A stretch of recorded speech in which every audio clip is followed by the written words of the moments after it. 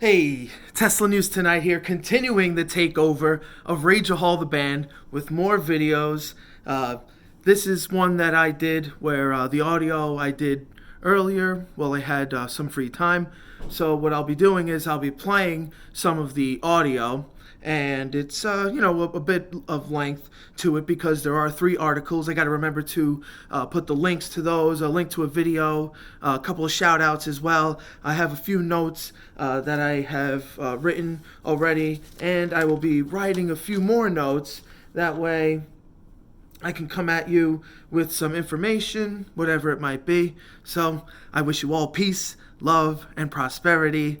Let's get this thing going. One more time, I just want to kind of warn you that this is pre recorded audio, and I'll be adding my thoughts to this as well. So here we go.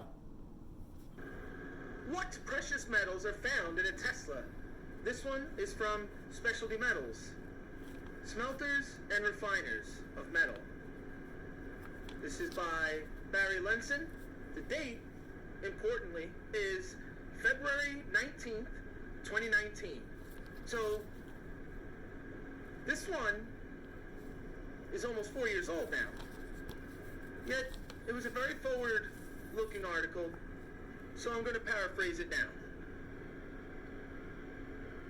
What precious metals are found in a Tesla? Here's a trick question for you. If you visit an automotive junkyard and find a wrecked Tesla Model S sitting next to a wrecked 2005 Ford Crown Victoria, which one of them contains more precious metal? And if you are someone who likes to collect and recycle precious metal scrap, which one should you pull apart? The answer is, you should attack the Ford and leave the Tesla alone. Why? Because the Ford has a catalytic converter that can be recycled, and the all-electric Tesla does not. So from a precious metals point of view, the Tesla is actually worth less. So what materials are used to make a Tesla? Here's a list from the extraordinary raw materials in a Tesla Model S, an article on the Visual Capitalist blog.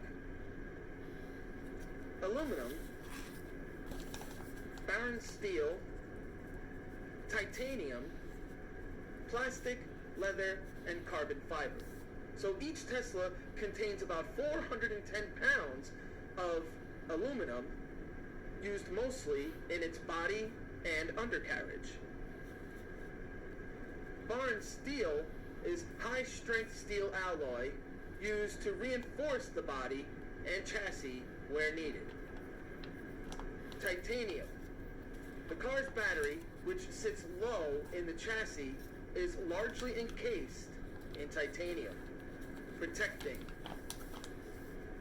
Now, your plastic, your leather, and your carbon fiber, well, these are all the main materials used in the Tesla's interior. And what's in a Tesla's battery? Weighing about 1,200 pounds, the battery is huge. Keep in mind, this is an electric vehicle, so the battery is the source of power. But although you will find valuable materials in the battery, you will not find much in the way of precious metals.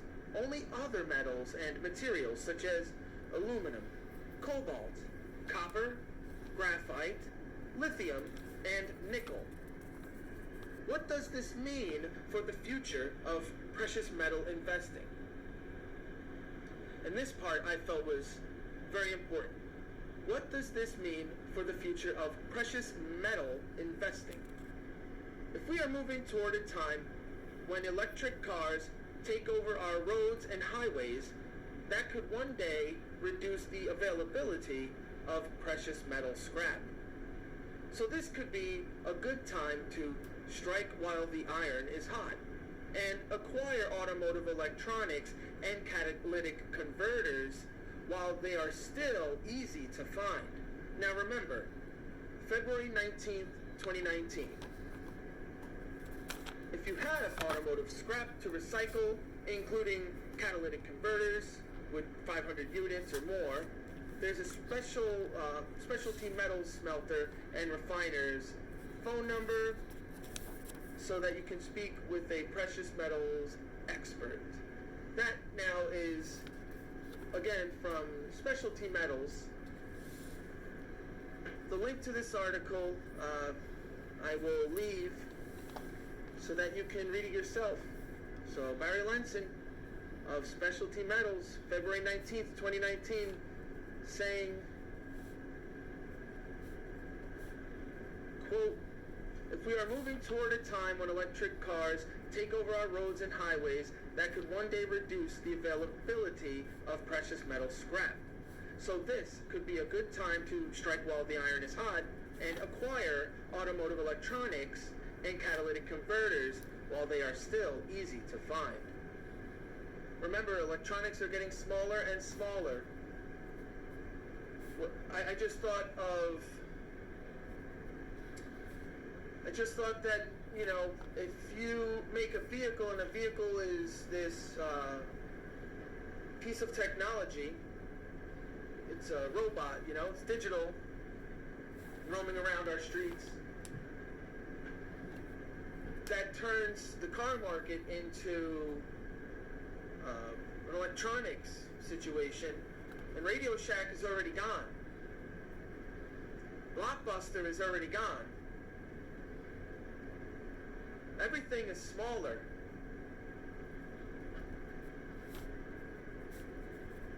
Except now the batteries are bigger than ever, but the batteries too may get smaller.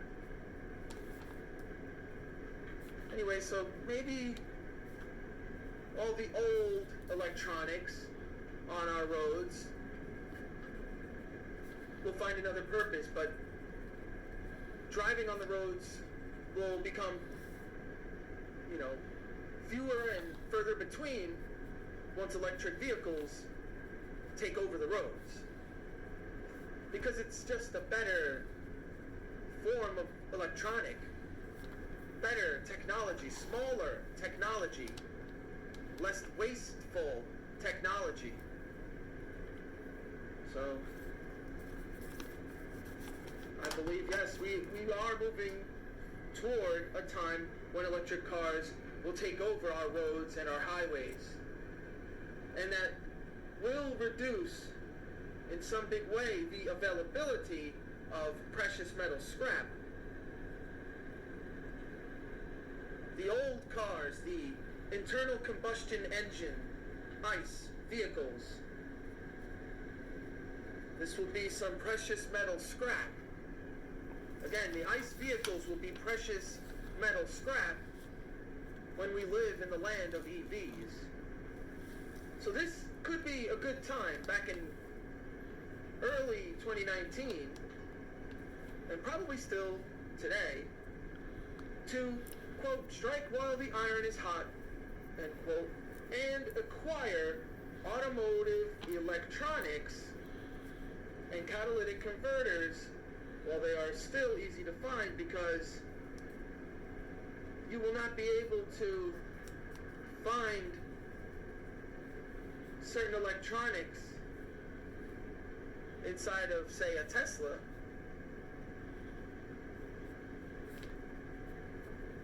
Not the same kind of radio setup, not the same kind of big, fat, bulky digital screens.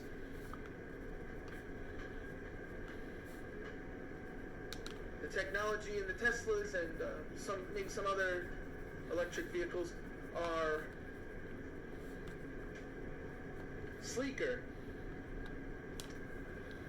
Like I said, smaller, more bang for your buck, so to speak. So, you know, and I think it could still be true today, to strike while the iron is hot and acquire automotive electronics from these old ICE vehicles.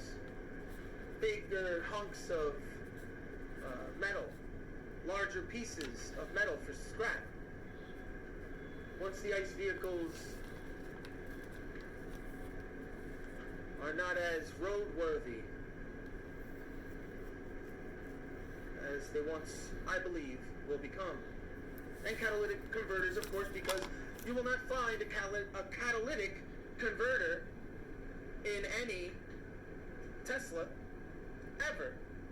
Well, I guess maybe if someone converted a Tesla, but it will not come out of a gigafactory with a catalytic converter that is actually in use. Is that specific enough? While they're still easy to find, because people will catch on to this, people will scrap these different metals via the electronics, via the catalytic converters, which are big. It's big size.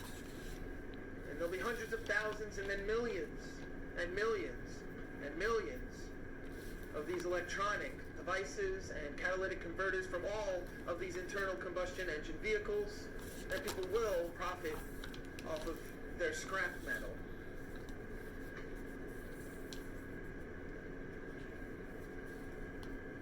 And Blockbuster is gone.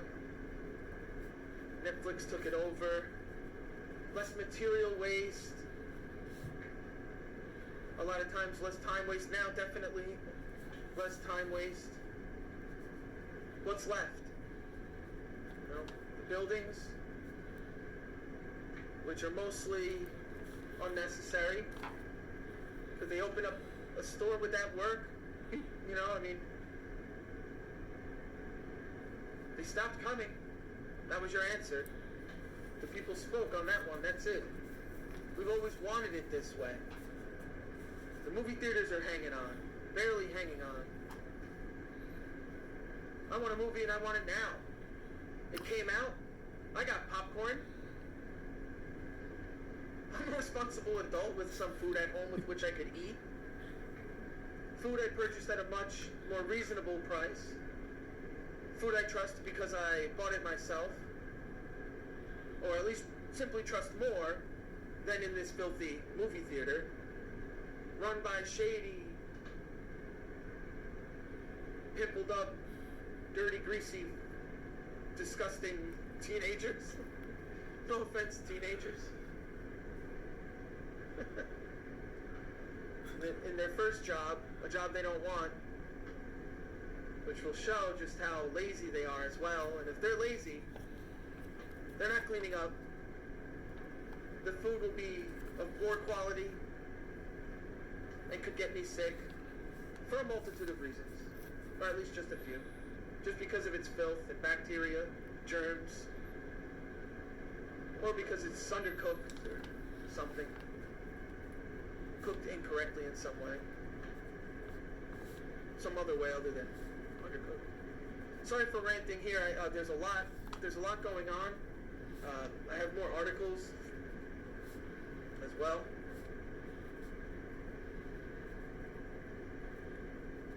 So I'm going to get into silver consumption in the global automotive sector to approach 90 million ounces by 2025. Now this is from January 12th, 2021. So this one is a little bit more of a contemporary article. So that'll be pretty cool. Let's see this.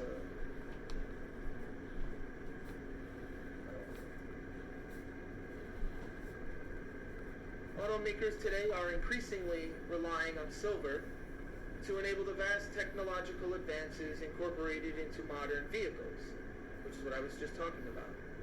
This has resulted in another powerful demand center for silver, with projections of nearly 90 million ounces of silver absorbed annually in the automotive industry by 2025. Notably, by that time, this will rival silver consumption in the photovoltaic industry, forecasted to be 98 million ounces this year, and currently the largest application of global industrial silver demand. To provide a better understanding of silver's important function in the automotive sector, the Silver Institute, as part of its series of market trend reports, today released Silver's Growing Role in the Automotive Industry, produced on its behalf by Metals Focus, which is a leading independent precious metals consultancy. The report examines trends in automotive production, including the evolution of hybrid and battery electric vehicles. It also addresses transportation policies that favor vehicle electrification in some of the world's most important vehicle markets. The report provides an analysis of silver automotive demand in a range of vehicles and the growing importance to silver demand of, what is this? ANCILLARY, Kilray Automotive Services. I have to look that up. I will. The report concludes with an assessment of current and forecasted silver demand in automobiles through 2025. Here are some key takeaways from the report, which include silver's widespread use in automobiles reflects its superior electrical properties as well as its excellent oxide resistance and durability under harsh operating environments. Silver is used extensively in vehicle electrical control units that manage a wide range of functions in the engine and main cabin. These functions include, among others, infotainment systems, navigation systems, electric power steering, and vital safety features such as airbag deployment systems, automatic braking, security, and driver alertness systems. Average vehicle silver loadings, which are currently estimated at 15 to 28 grams per internal combustion engine light vehicle, have been rising over the past few decades. In hybrid vehicles, silver use is higher at around 18 to 34 grams per light vehicle, while battery electric vehicles are believed to consume in the range of 25 to 50 grams of silver per vehicle. The move to autonomous driving should lead to a dramatic escalation of vehicle complexity requiring even more silver consumption. Silver automotive demand this year is projected to be 61 million ounces.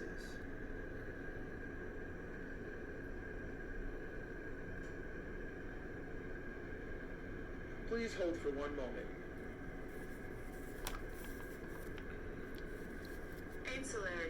Ancillary, providing necessary support to the primary activities or operation of an organization, institution, industry, or system. It is an adjective. The development of ancillary services to support its products. As a noun, it means a person whose work provides necessary support to the primary activities of an organization, institution, or industry. The employment of specialist teachers and ancillaries. All right. Sorry if you already knew that word. Ancillary services that require silver are also increasing, including charging stations and charging points for electric vehicles. And the acceptance of battery electric vehicles is gaining momentum as increasing number of countries adopt policies that support the battery electric industry. The report states that each stage of the transition from ICE to hybrid vehicles to battery electric vehicles and eventually to autonomous driving will all be a net positive for silver demand. And then there is a downloadable copy of the report. And then for 50 years, the Silver Institute has served as the silver industry's principal voice in expanding public awareness of the importance of silver to modern society. One of its primary missions is to provide the global market with reliable statistics and information on silver. This institution's market trend reports focus on key sectors of silver demand to bring awareness to silver's varied and growing demand. And today's report is part of that series. For more information on silver and Silver Institution, please visit their website. That's silverinstitute.org. This isn't a sponsor or anything, but that is where I got this. This is the global source, the Silver Institute. That's where I got this article from. So I will try to remember to also leave that link. As a matter of fact, while I'm here, I'm going to email it to myself because I don't really have, I guess, any better way. I don't know of any better way. Well, maybe it's just the easiest way, and that's okay. So I just emailed myself that link.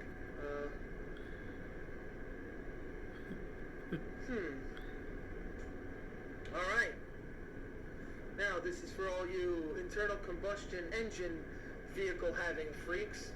I have a motionless in gold, let's just call it ice vehicle, sitting in front of where I usually live.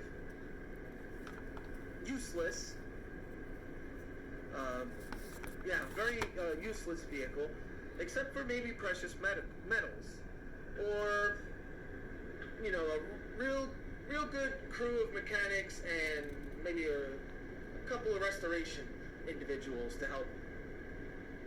So this again is from Specialty Metals, Smelters and Refiners. This is further back, same author, Barry Lenson, December 24th, 2018. Cool.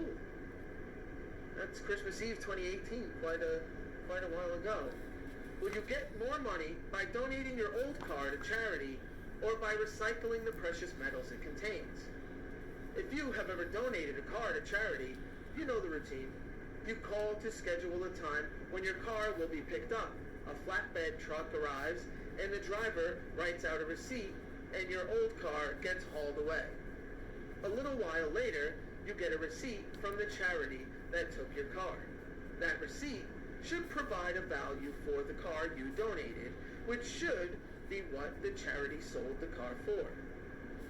It could work this way. Let's say you donate a 2000 Toyota Camry to the Lung Association. It is in fair condition with 200,000 miles on the odometer. If you look at Kelley Blue Book values online, you will find that it is worth about $500. And because the Lung Association sells the car for that exact amount, you get a receipt from the association that says you donated $500.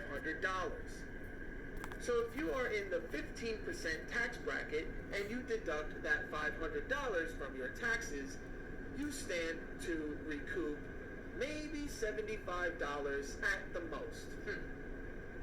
The exact amount you get will depend on how much income you declare and other factors. But again, let's say you will get an extra $75 in your tax refund just because you donated that car. Of course, charitable donations don't always work as promised. I once donated a 1973 VW Carmen Gia to a charity that was told that I would get a receipt for whatever price it sold for at a used car auction, which the charity's representative on the phone told me would be, quote, a lot of money because it's a classic car, end quote. After I had waited for months to get a receipt of any kind, I finally called the charity and was told I could only get a receipt for a $500 donation, quote, the maximum the charity would allow, end quote. The story had been changed, probably because the charity was using another company to manage car donations, but I had to accept the fact that I hadn't gotten the kind of deduction I had been promised. Is it better to recycle the precious metals that your old car contains? The first thing to consider is, does this car you are scrapping contain any precious metals that are worth recycling? My old Carmen Gia didn't. I didn't have an onboard computer, anti-lock brakes, or even a computer to monitor its fuel injection system. It had a carburetor. Because it was manufactured before 1975, it did not have a catalytic converter that contained platinum or other precious metals. About the only place where that car might have been carrying any precious metal would have been in its radio, where an insignificant quantity of gold might have been hiding. But what about that 2000 Toyota Camry? Compared to the Carmen Gia, or Gia, it must have contained a lot of gold and platinum, right? Well, you could say that, but the fact remains that the platinum in the Toyota's catalytic converter was worth only $1 or $2, and the gold in its radio onboard computers and other electronic components was worth only $1 or $2 more. So while it was worth a lot more than the Carmen Gia, we are talking about pennies. Let's compare and learn. When you juggle and balance all those considerations, you have to come to an unfortunate conclusion. You won't make much money by donating one car or extracting the precious metals it contains. Okay, that's one lesson to learn. However, there is one more consideration to keep in mind, which is that even though any one car doesn't contain more than a few dollars worth of precious metals, a lot of cars contain a lot of gold, silver, and platinum. So, if you can get your hands on the printed circuit boards and catalytic converters from 500 or more scrapped vehicles, you have found a quantity of precious metal that is worth recycling. Where can you find that many old components? The obvious answer is in junkyards. If you can negotiate to buy catalytic converters and electronics from one of them, you could be on your way to starting a profitable scrap metal recycling business of your own. So the whole thing, the thing I couldn't let go there was the simple fact that it seems like such a racket that in 1975 they were putting more precious metal in the vehicle, in these ICE vehicles, when in the 70s they should have. It was, yet another chance in history to really get the ball going on making electric vehicles in the first place. So that's kind of annoying right there. Where am I going here? I'm going into my files. I'm going to go into my images. And I'm going to have to scroll like way down. But it should be easy. I should be able to spot it when I see it. Pretty much all the way at the bottom. Oh my goodness. My wife sent me way too many pictures. Alrighty. No, I take that back. I love all these pictures. I just have to go through a lot of them.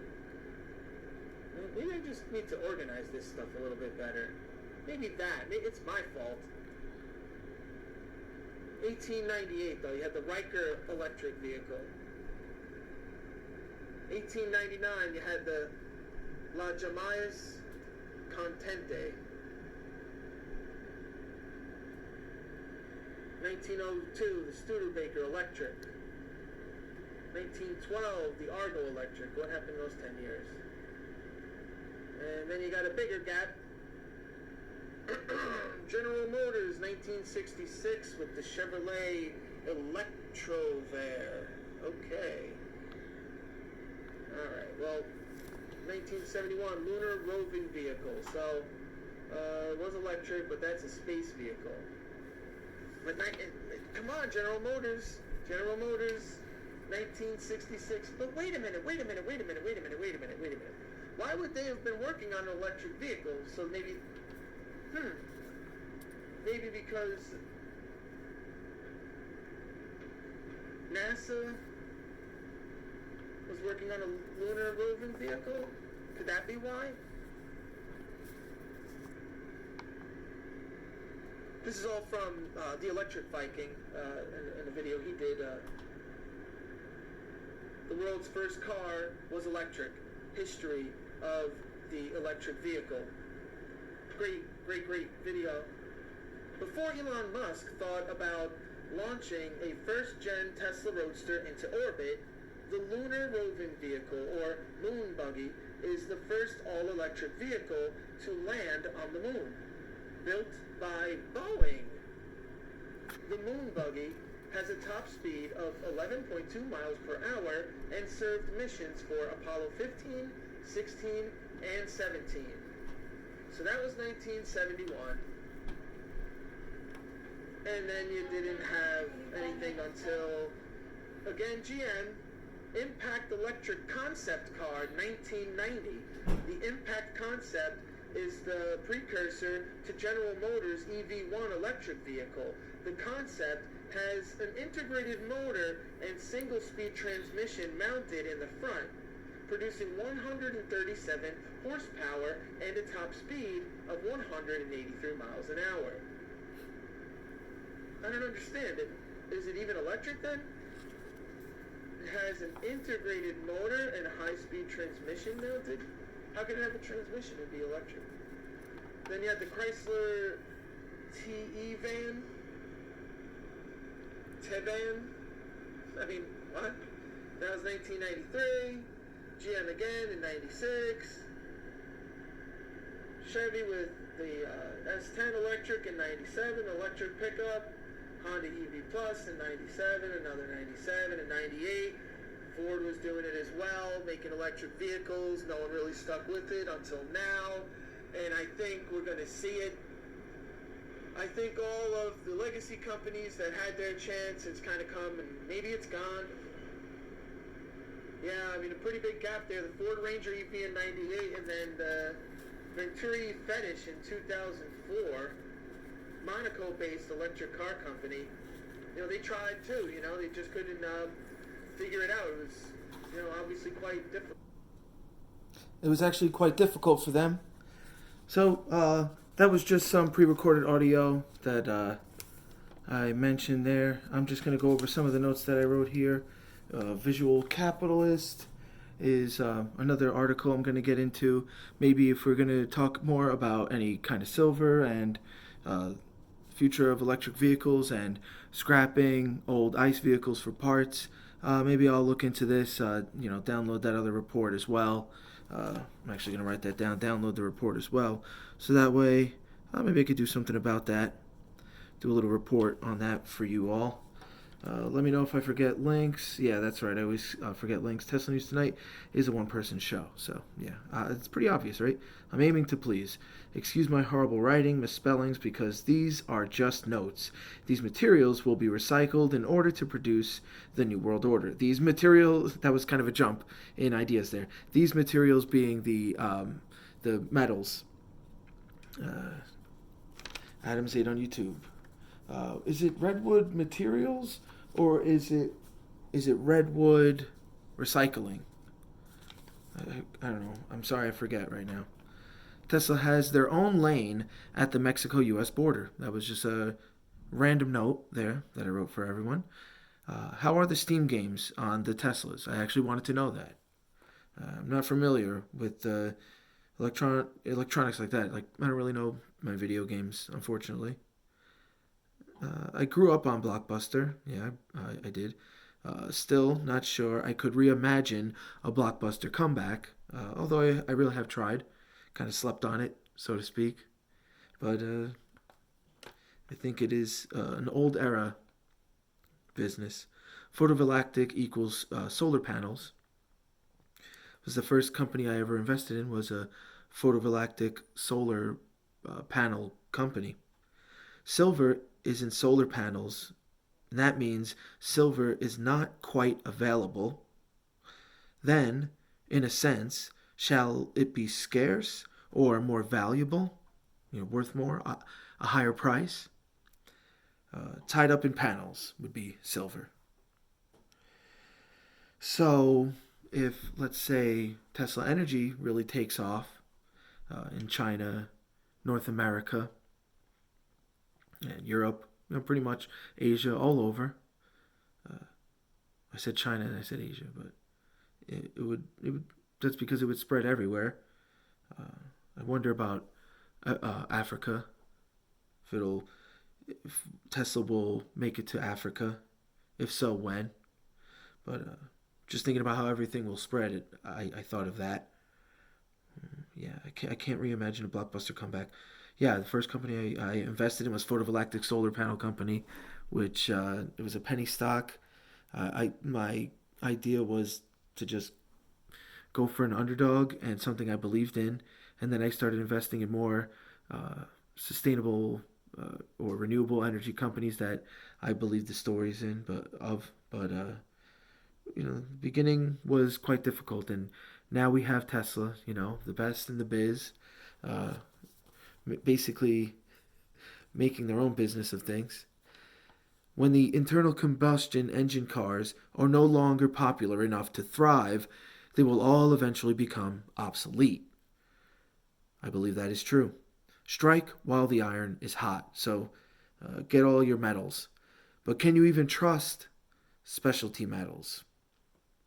Look up Radio Shack ad, now a modern cell phone, and you can see all these an advertisement in a newspaper where all these Radio Shack appliances and gizmos and gadgets were all mustered up into one of your current cellular devices or smartphones. Safety is key in transportation, if I hope you would agree. Tesla will be the transition to sustainable energy. They will lead the charge to the transition, global transition, hopefully, into sustainable energy, and then we will all live in the land of electric vehicles and other sustainable energy as well. I'm just kind of reading this in reverse order, but that can be okay too. I'm running out of cell phone batteries. I record this video. I'm running out of space to make this video. I better hurry. Neither is really worth doing when it comes to scrapping your metal, your one car worth of metal, or donating it. Really, it's just scraps. You will really need to accumulate in order to start doing business. 1898. Come on, y'all. I said that because they've been making electric vehicles first. First cars were electric and got mangled. I like those initials, so I just randomly wrote that. You can search the Starman. Is it floating through space? It is floating through space. The Starman is definitely floating through time and space, and he can be tracked in his Tesla online. I have to go back to got mangled though. General Motors had their opportunity, and they kind of wasted it. Most people don't even charge their hybrids. Uh, the hybrid batteries are too small to really use for most travel. Maybe if you have a nearby farmer's market and all you do is drive up there once a week, you can get away with using the battery power on your hybrid. Otherwise, you will mostly be paying for gas. So I say no, Costco, no. I've seen those long lines of people getting their petrol. Shout outs to Electric Viking, Dr. Know It All, and Google, who helped me with some of the content in this video. Well, they didn't help me like directly. I'm citing them. Do you invest in silver? If so, what has been your strategy? And why do you invest? Overall, why do you invest? Yeah. Do you invest in silver? If so, what has been your strategy? And why do you invest? Motionless in gold is a useless car I own. And charity versus scrap metal, well, the battle really, I guess, was a stalemate, right? Hashtag Ice Museum. Rest in peace, Jay Briscoe. What do you trust more, charity or recycling? Both are a scam.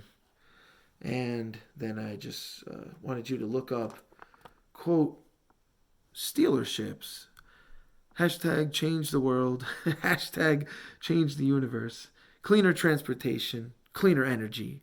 Sustainability. Tesla wins.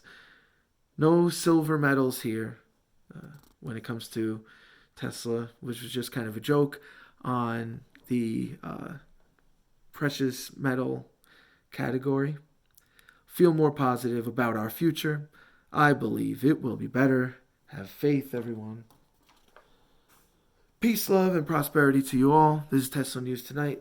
Later.